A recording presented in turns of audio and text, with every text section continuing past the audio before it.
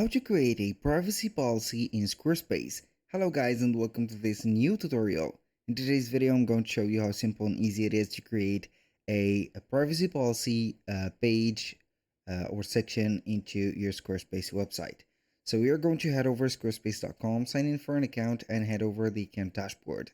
Once we have did that, we're going to choose the website as always, and we're going to find here the website editor. Now we're going to head over to the left side of the screen, click on websites and click on pages. Now we're going to add the specific page special for the privacy policy because we need it maybe not linked or linked to another page. So I'm going to add it to the not link.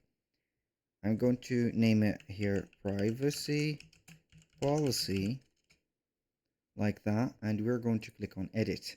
Now I'm going to add a section which is going to contain here only a title. For example, like this.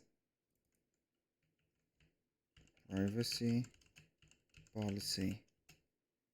We're going to select the page, put heading 2 maybe, or 1, like that.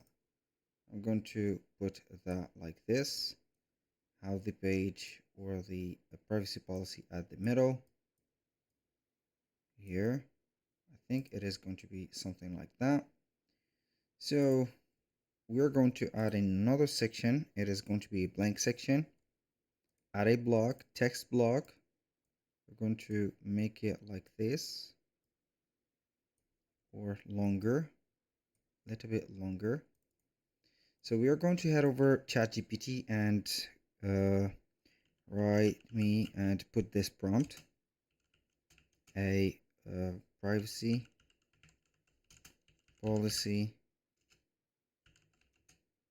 let's say here for my, I don't know, here store. So it is going to be something like that.